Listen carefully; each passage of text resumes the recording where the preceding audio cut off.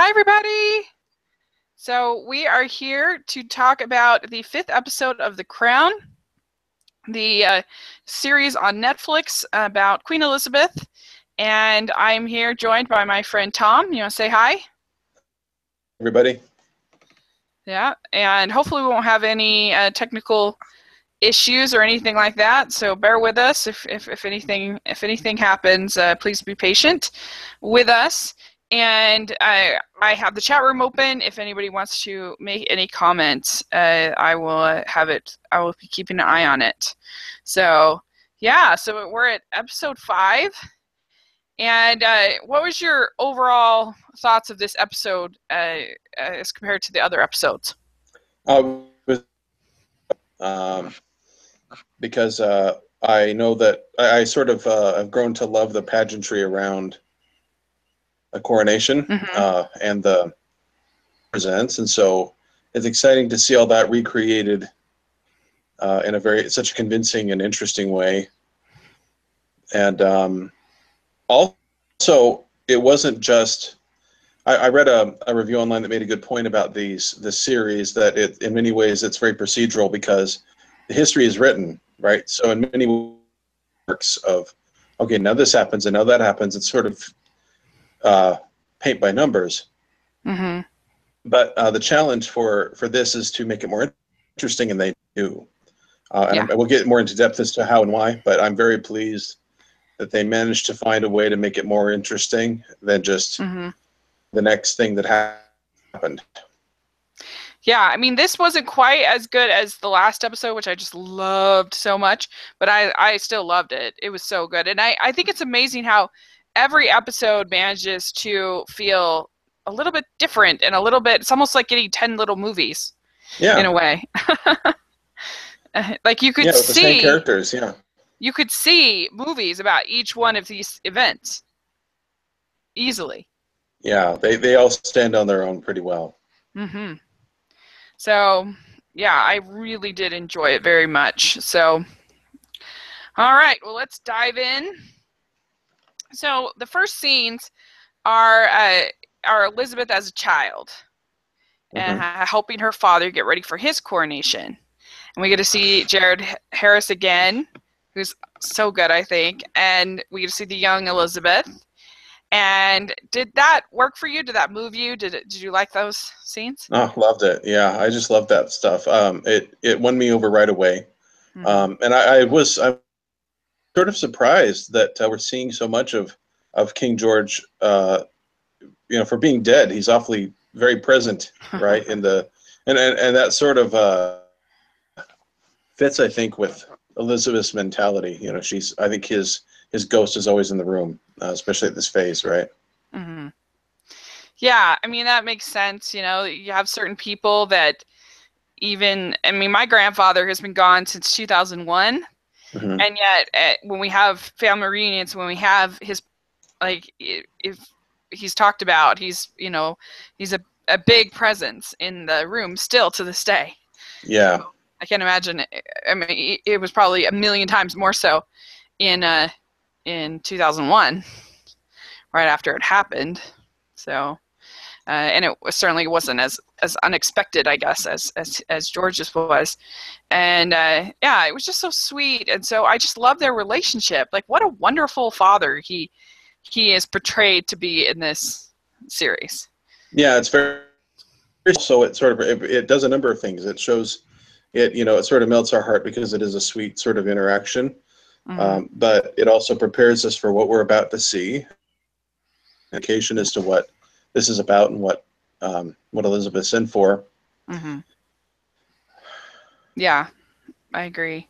And it just gives you a little bit of an insight into how long she's kind of been thinking about this and how long it's been sort of there in her head. I think too it which I think is to serve as a bookend to David and David's thoughts on the coronation towards the end. We can kind of get to that more deep.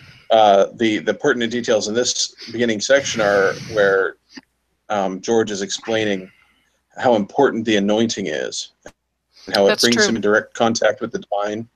And he says it changes me. It's going to change me. And he's talking about it in a very starry-eyed, literal way. Yeah.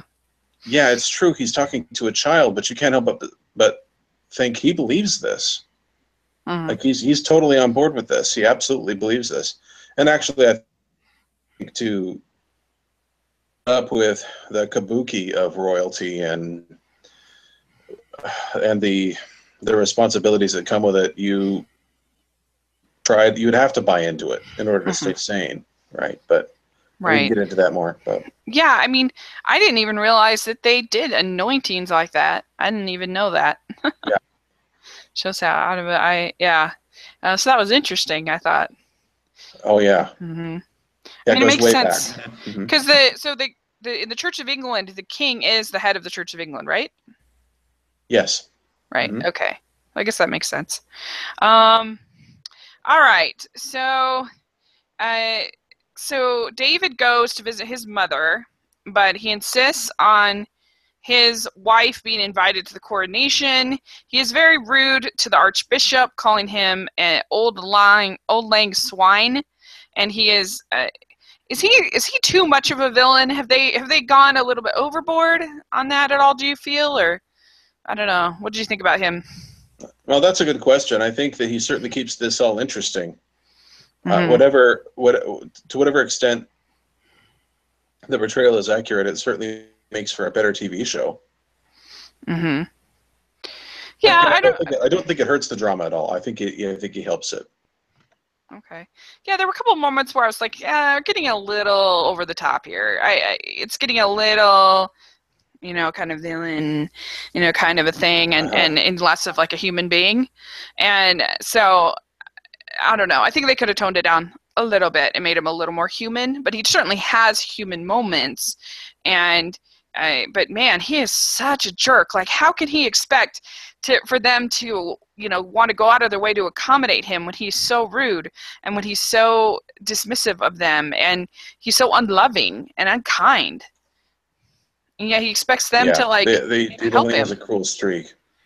Yeah. I mean, he's still calling her Shirley Temple and, calling the archbishop old lang swine, Uh-huh.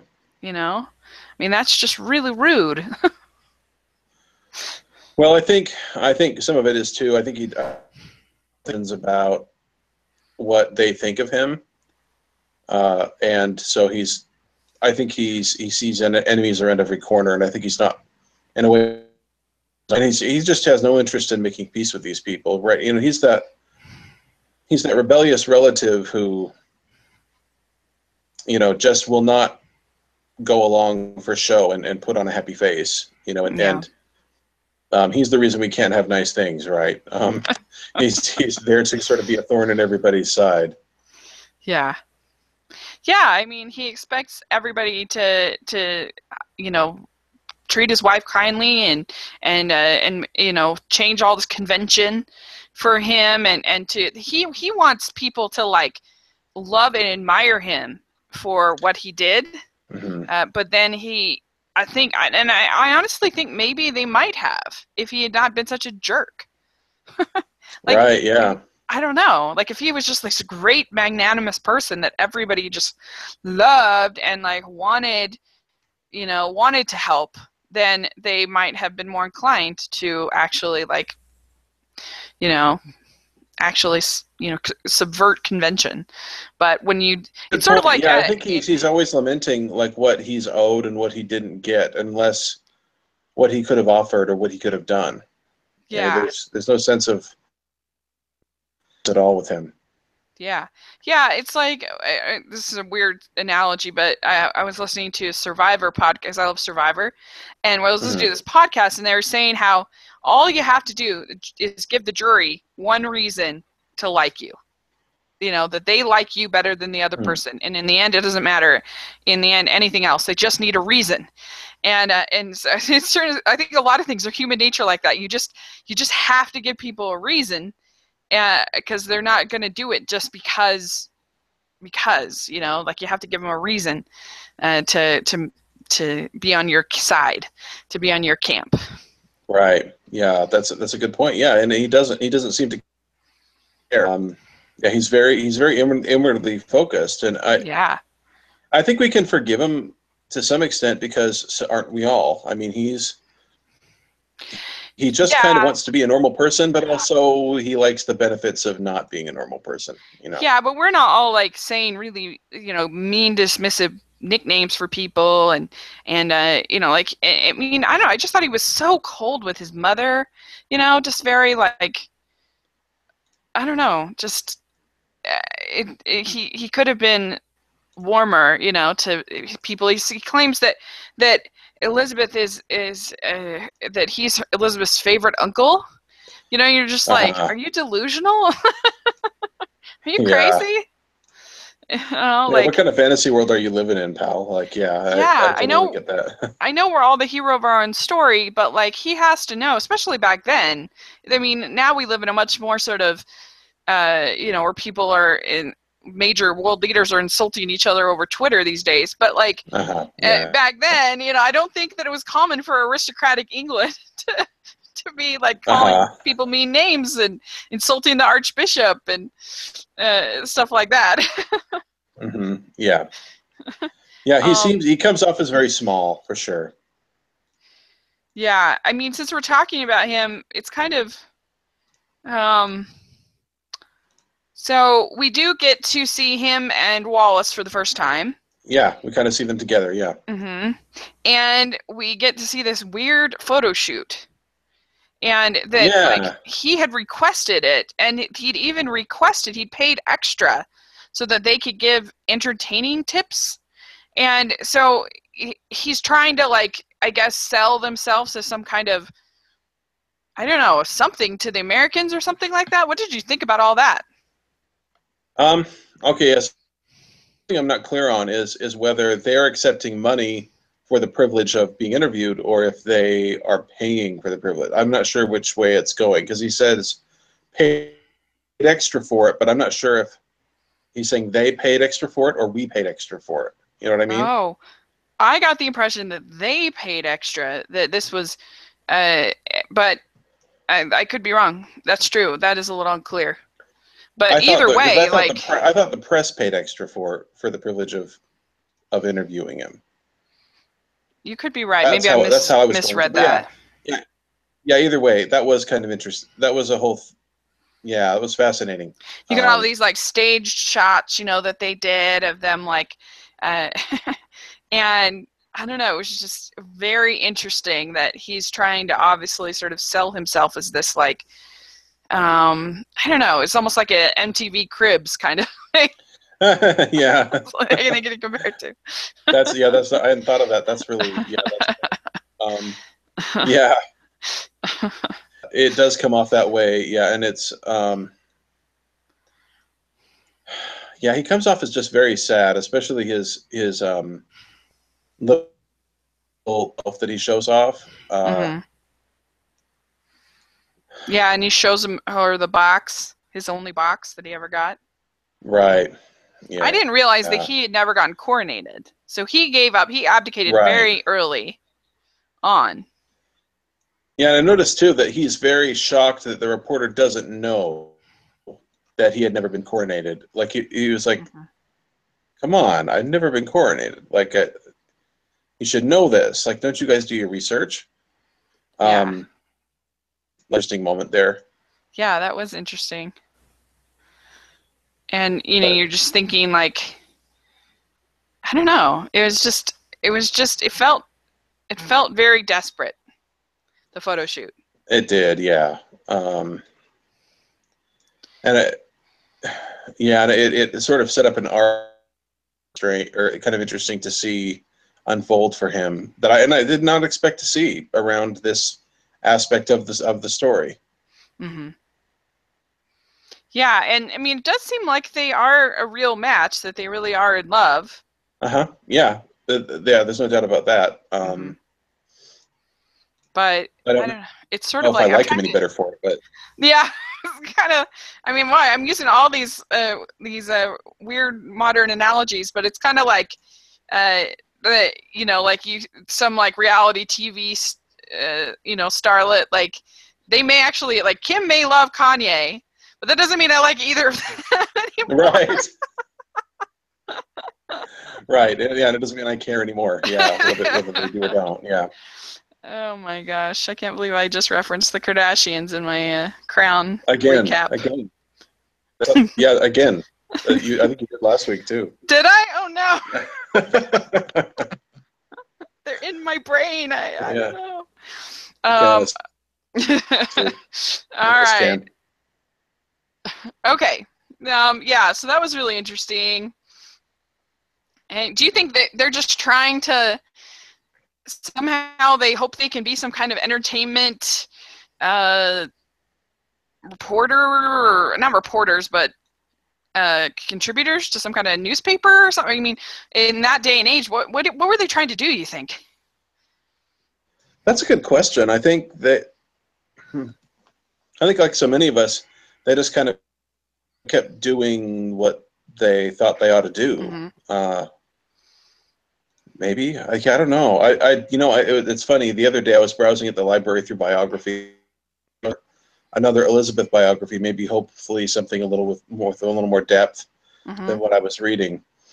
And I didn't find that, but I did find a biography of Wallis Simpson. And I thought, I just don't have time for that. But I wouldn't mind spending a little time with that, sort of mine out, like, yeah, what were they thinking? what were they going for? I mean, because they had, I can't remember what the magazine was anymore, what it was, but they certainly had, Saturday Evening Post or a magazine like that would have had entertainment and, kind of things. Uh-huh. So maybe I was trying something like that. I don't know. It was an interesting kind of desperate thing. So, all right. So,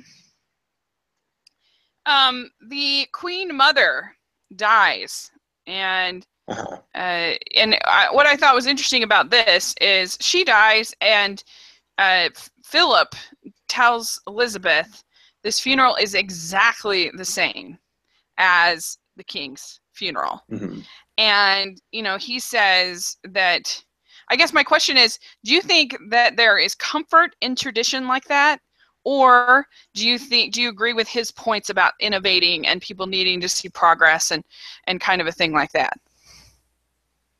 Well, I think, and this actually kind of reminds me of arguments my wife and I have had, where many times we're actually sort of cynically arguing one point of view or another. Mm-hmm. It's like we both we're both devil's advocates in our own way, standing in for opposite sides of an argument. Like, about whether, it can be stuff about, like, moving into this apartment or that apartment, that kind of thing. Mm-hmm. And we may not be expressing our most sincere opinion, but we feel like we have to hash out the issue from its extremes. Right. Now, I don't think that's what's happening here. I think if the Philip is pretty sincere, but I think functionally it serves the same purpose. I think someone has to be the voice of, hey, it's the 20th century, and television is a mm-hmm. thing, and you are serving the people. You need to offer them something. You need to serve them, right? You need to get offer them mm-hmm. something. And mm-hmm. at the same time, though, their tradition's important, and story and narrative and legend is important. So you have to maintain connections to those things. If it's, well, gee, what's the coronation going to be like this time? If it's different every time, you lose something valuable. You lose something very valuable. And mm-hmm. and don't think that because Americans, that we don't have the same stuff. We do. We absolutely do. We just do it in a different way, and we're telling ourselves a different kind of story. But mm-hmm.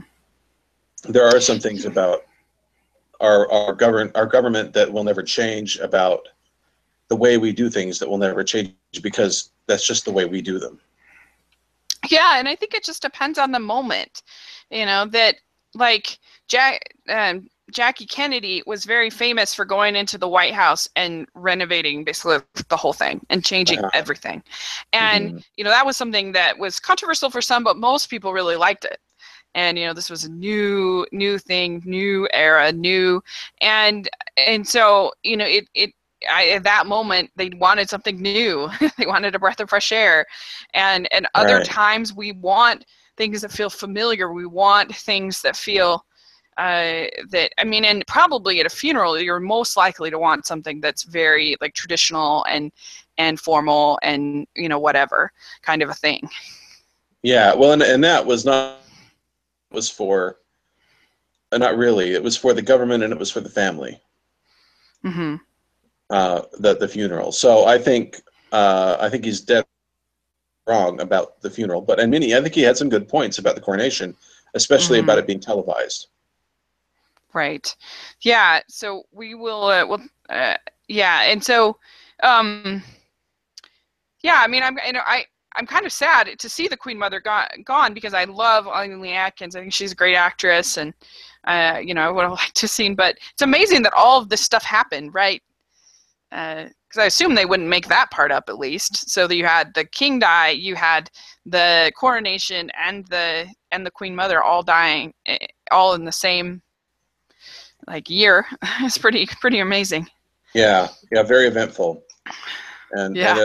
in a very turbulent time too. Lots going on and lots of uncertainty. Yeah.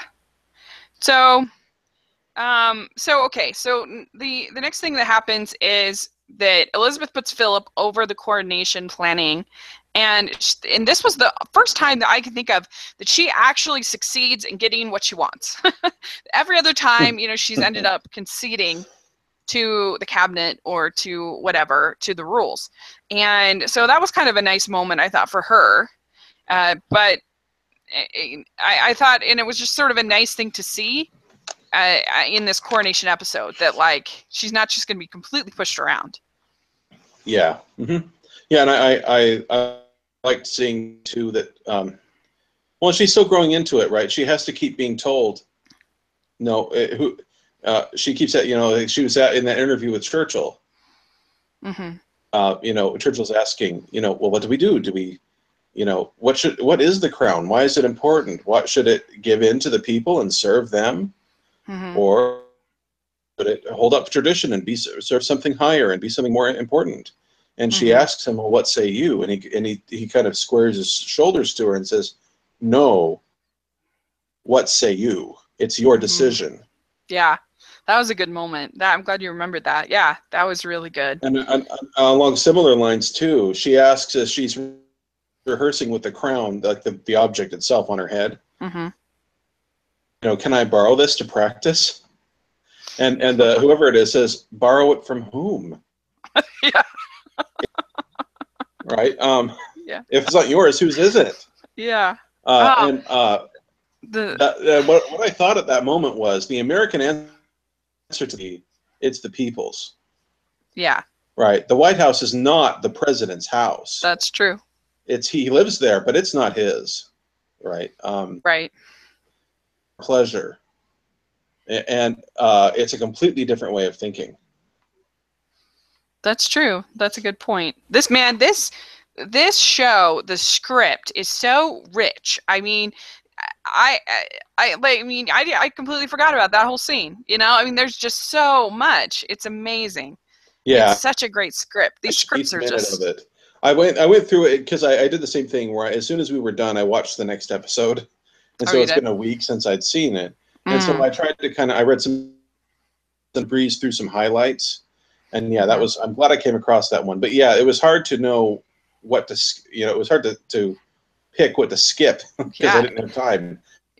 This one, there was so much and everything. Yeah, and this one had so much packed in. I almost wish we'd had an 11 episode season because I could have used the coronation as its own episode, and then the David part and other stuff is another episode. But so my next question was: so Philip decides to televise the coronation, and they have this debate, and it was an interesting question of whether the monarchy should be something to aspire to, or should it be something to aspire to out of reach? to aspire to, something out of reach, something that's bigger than, sort of grander kind of a thing? Or should it be something, because it should be something in every person's living room? Should it be something that's everyday and ordinary? And that was sort of the debate that they had. And, you know, his argument was basically like, we don't really have any choice at this point. Like, this is it. This is what we have to do. This is what the people demand. This is the reality of the world we're in now, that we have to do this. Yeah, and I think some of the disagreement about it is a function of misunderstanding television and misunderstanding what it represents, because it was still very young. You know, I mean, Facebook is older now than television was then. Mm-hmm. Okay, fresh of an idea, and so right. I think maybe there was there was some people who thought, oh, this TV thing will blow like so much morning fog. That it's a novelty, it's a cute thing, it's a cute little trick, and yeah, if that's all it was, no, you wouldn't want to get the crown involved with it, and you certainly wouldn't want to run a coronation on it. Mm-hmm. But if it makes, then yeah. I mean, it makes sense in a way when you think about, like, George and his weekly radio addresses that were very aspirational. They were very inspirational. They were very, like, look for something greater than yourself to get you through the war, get you through the, kind of a thing. And so, I don't know, it kind of makes sense that that's where they were sort of coming from, and not sort of I don't know, I can see how they would see it as sort of like a prestigious, book printing versus like a dime novel kind of a thing. I bet you that's kind of how they looked at it. Yeah. But I think they were completely dead wrong. I think Queen Elizabeth was dead wrong about thinking the TV was a bad. I think it was the one thing that set her up as, no, she's a 20th century monarch, and yes, the monarch is still relevant in the 20th century. And if anything, it was something with people gathering. It was actually probably more aspirational, to use that word again, than if they hadn't, if the people had just been reading of it. It definitely, I'm sure, brought more sort of allegiance to the crown. And I couldn't help but think about the royal wedding with this. because it actually was along similar lines. It was like the 4th of July for them, right? Yeah, I mean, barbecues and family gathering. One of my good friends went to England for it, and my friends and I, we had a party. 5 a.m. We had herbal tea, and we made our own hats with flowers and stuff, and it was so fun. And so even over here, even all these years later, there's just something that's awe-inspiring, I guess, about it. So yeah, it has a magic to it that the sort of bureaucratic forms of democracy don't have. Yeah, definitely. All right, so my next question is, Elizabeth insists Philip kneel before him. This was just such a good scene. And they have this huge argument over whether he is an equal in the marriage. And she just says a strong man should be able to kneel before both a queen and a wife. And what do you think about that as a married man? What do you think about that scene and about that sort of argument I guess they had? Oh yeah, I do not envy him. That's tough. I mean, fortunately, in the situation I'm in, where my wife is a part owner of a business, she has a partner board and be accountable to as my boss. And so I don't, like, I can separate. We can build a wall between us as far as that, between our marriage and our working relationship a bit. Right. But boy, that's rough when you have these conflicting. Yeah, you have these conflicting relationships.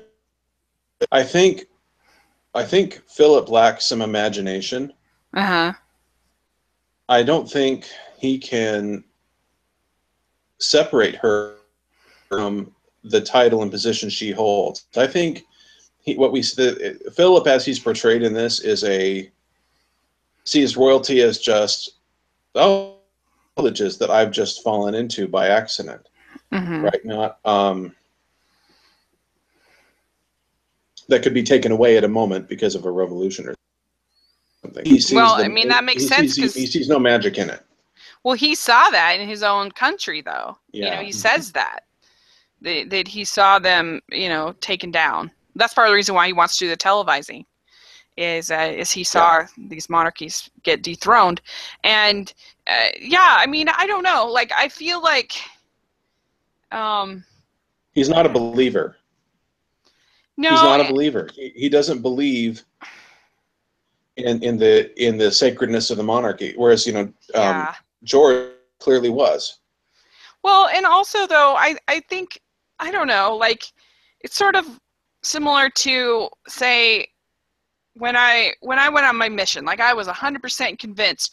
That doesn't mean I didn't complain about the everyday sort of annoyances and the things that were hard and the struggles with my companion and stuff like that. So, it's like, he's obviously very dedicated to his marriage. He obviously loves her very much. And he's never unlikable to me. I always feel like I understand where he's coming from, and I understand, like, he's never like David or anything like that, where you're just like, oh, this guy's so rude. And so, like, you understand where he's coming from, and you get the impression that she understands too. But she had to, say, nope, this is where I have to draw the line here. Yeah. This is just, you have to do this. Because I think she knows that he does, like, he has to do this. Like, he has to take a big boy pill, and he has to do it. Like, that's just part of the life he chose. Yeah, really. Yeah, some of it is like taking the big boy pill, but I think, like I said, I think he lacks imagination, and I think he doesn't. He's just not a believer when she is. I don't think he really believes that she's the queen, and I'm curious to see if that changes over time at all. Maybe it doesn't, but I'll never quite see the value in it that she does. Yeah, I mean, it's interesting because on one hand, he's kind of grounding for her. Yeah. I think because of that. But also, he could be a little more humble sometimes. Let's put it that way. Sure. Yeah. But that was, I don't know, I thought that dialogue was so good. It was so well written and so well delivered. And, So, all right. I only have one more question, actually, believe it or not. So how did you feel about them showing the coronation, cutting back to the viewing party? I struggled a little bit about this because I understand what they were trying to do, because they were trying to show sort of, David was kind of showing the sort of the experience of sort of the average person watching this, and that was sort of their person that they were using. And then, but the thing about it, it's just like this huge moment, and I felt like having it go back and forth, it took away some of the intimacy of that moment, and it's been such an intimate show up until now that was the only thing I was like, oh, I really wish I could see her face more. I could see, what she's experiencing, what she's going through, instead of seeing it through the TV. And so that was my only, I was very torn by that choice that they made. I understand why they did it, but I don't know.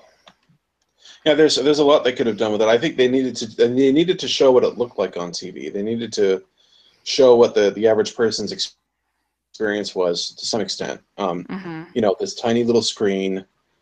In fact, I've got even as we talk now, I've got a YouTube video of the coronation up. Oh yeah. And it's just sort of going in the background as we discuss this. And I'm thinking, the screen on my laptop it's probably much bigger than in most people's homes at that time. No, but I thought it was interesting that I kept going back and forth. On the one hand, I wanted to smack him because he obviously doesn't believe. He doesn't think this is important, and he's just profaning it. Right, and in that moment, I could see Elizabeth's argument for not wanting it televised.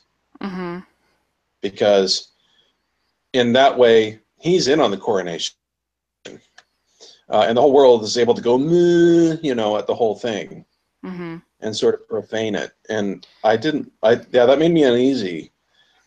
At the Yeah, I mean, same time, though, that was fascinating to watch his at the ebb and flow of his emotions, and how when the screen goes blank and she's being anointed, suddenly the peanut gallery shuts up. You know, yeah, it suddenly, was a even though real he's not a sense of like believer, a sacred yeah, thing happening here. yeah, Yeah, and I don't know, like, and of course he does end up kneeling to her, which was really nice, and yeah, so that was just what I struggled with, is I kind of, I was like, oh, I really want to see what she's feeling right now, and I want to get it more intimate, but they kept flipping back, and that made it less intimate. That was my yeah, only kind of struggle with the coronation scene, especially because also it's like so epic and so big, and they got the, you know, the everything about that was just amazingly reenacted. But because you're seeing it through this little box, you're like, no. yeah, And I loved the moment where I guess she puts on her crown, and then all the other lords, I guess, all put on their individual crowns. Because I uh-huh. didn't know that like, I mean, obviously I assumed that her sister and other people would have crowns, but I didn't think that like that many people had crowns. Like the whole thing, they all put on various crowns, which I thought Yeah. was But interesting. all these elements, I did a lot. I like it, and I wasn't completely ignorant of all these details, but I learned a lot. Yeah. Just so much respect for everything that goes into this, and on sort of the theatricality of it. And I like that I do like what I like about David in his snide remarks. He does point out that this is all just a show. It is just symbols, right? There's no literal divine. There's no literal divine power at work, but the symbols are still important, right? There is still magic in them, right? There's that great Roald Dahl quote that those who don't believe in magic will never find it. Um, no, there is magic in it, but you have to have eyes to see it, because it's vital to the nation. I think, especially in the 20th century, there was even more of a need for this kind of thing, this connection to the past. Things were changing so fast. I think that, yeah, they needed that. They needed that grounding in history. Yeah, I mean, it's kind of similar. I think sometimes people ask, like, why does God need human beings to get baptized, do different things? Like, he knows our heart. Why does he need us to do this thing, right? Uh-huh. Well, it's because, like, human beings need that thing, not because God needs Yeah. it. It's that we need to have something physical, something, we need to have those moments of sacrament, you know, that Yeah, we we are, need a story. yeah, where we are sort of united with each other, united with God, united with whatever is happening. And so, yeah, it's Yeah, I very, think very I don't remember. interesting. I can't pin myself down to one moment, but I think at some point, hearing that there was a queen in England, right, and like royalty, like from a fairy tale, and that they literally ruled the country. I was quite impressed with that at first, and then I saw, oh, it's just this lady in a dress. She wasn't like as we see her in the coronation, you know, covered in beautiful golden robes and with a crown from a margarine commercial on her head. Uh, that's what I wanted to see, but it's none of the magic. I mean, and the thing is too is that, yeah, at the end of the day, the king or the queen is just this person. Yeah. Sorry, it's just a guy. And it always has been. Every king ever has always been just a guy. What do you expect? Right. But at the same time, you do, if they're going to have that, they have to. Yeah, that there's the king and the queen. Jung, the psychologist who believed that archetypes like the king or the queen are pieces of ourselves. Mm-hmm. People need to see that piece of themselves out there to connect with it. They need something to hang their hats on to connect with it. And when they go, and the idea of going to see the person, it's not just to see them, but it's also to be seen. It's to be blessed by them. Mm-hmm. Right? Yeah. There's potent psychological juju behind all that. Well, because people need to be part of something bigger than themselves, and they need to feel secure. They need to feel safe. They need to feel, all those things, and that's something that our leaders or the people that we, vault up, like that's part of their responsibility to do, is to help make us feel safe and help make us feel like there's something to aspire to, something to, to want that's better in life. And I mean, I think that's why the royal wedding was so exciting. It was because it wasn't only a royal wedding, but it was a royal wedding with an ordinary girl becoming a princess. That was just like the most magical thing ever.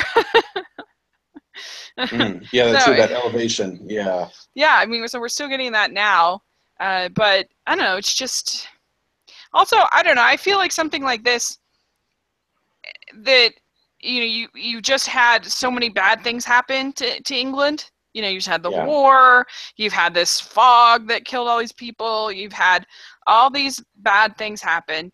You just lost the king, now the queen mother. There's just all these things, and so like there's something about just having something to celebrate and be joyous about, and it's funny because I was reading over my blog about the royal wedding party that I had, and I remember just saying, I think it was like 2009, I think, or 2000, something like that.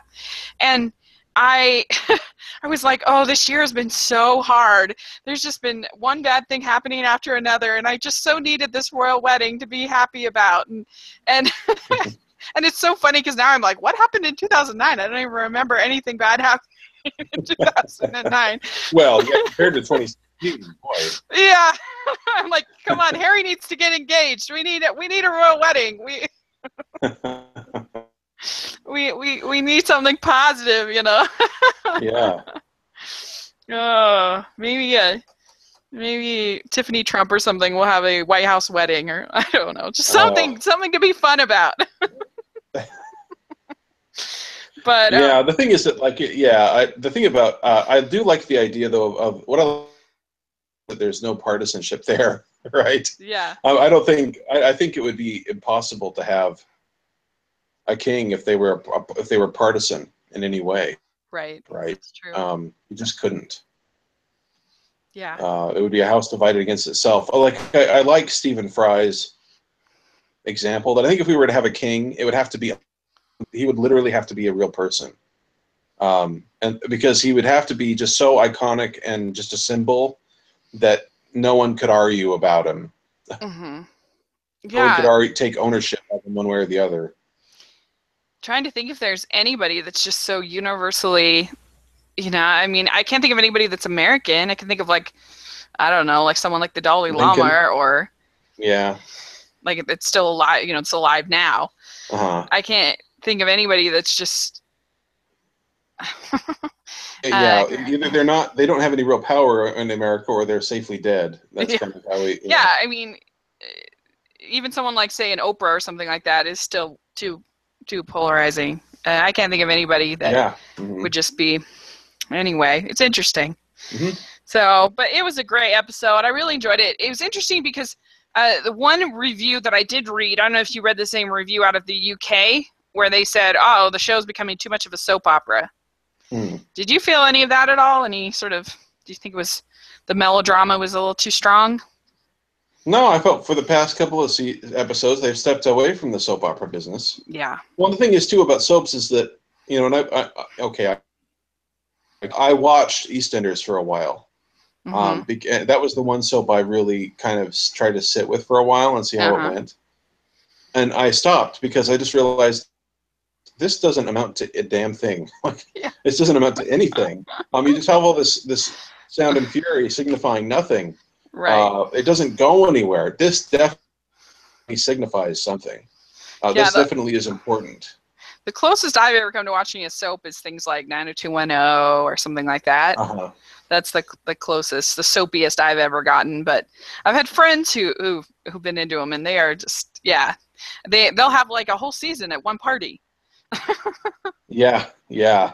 Or I guess an example, and that's funny because that's purports to be very weighty because it's about terrorism and that sort of thing, but it isn't really. Like it's not really about real terror. It's taking the president and terrorists and they're just pieces moving around a board for our entertainment. It's not. There's no real actual history. This happened. Yeah. Yeah, I mean, they definitely, as we've talked in the past, like, you have to take it with a grain of salt because they're moving things Sure. around and they're changing things and everything like that and adding fiction to the show. Mm-hmm. But yeah, exactly. Like, there is a certain degree of grounding. Like, the fog did happen. Like, the Queen Mother did die. Like, they're not making that stuff Yeah. off. I mean, the only part, like I said, that I thought they could have toned down a little bit is I thought that, okay, we're getting to you can't make David any more evil. Like, he's getting a little bit too much a caricature, not a character at this Yeah. point.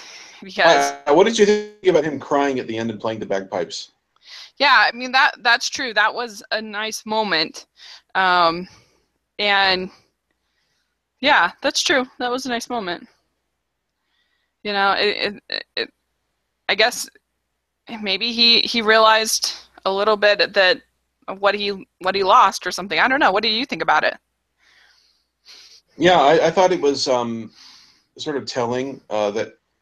Yeah, I think he does. I think he does have a sense of what he left behind, and think we see that the full weight of what his love for Wallace Simpson has cost him has come down on him. Mm-hmm. On the other hand, I was going, cry more, you piece of crap. Mm-hmm. um, Yeah. he has like, oh, cry me a river, build me a bridge. I was feeling very like nasty about him because he was so nasty, right? He was so nasty, yeah. He's so loathsome as a person, and just like, oh, no, poor baby, crying. You're gonna cry. And I think I think, yeah. Again, I go back to with David. I think what it amounts to is that he's not contributed. He's sad for what he's not getting. He thinks he's watching Yeah. Christmas morning and there's no presents under the tree for him. Right. That's Um, true. it's so pitiful, and he's so It's kind of pathetic. like a resentful sad, not Yeah.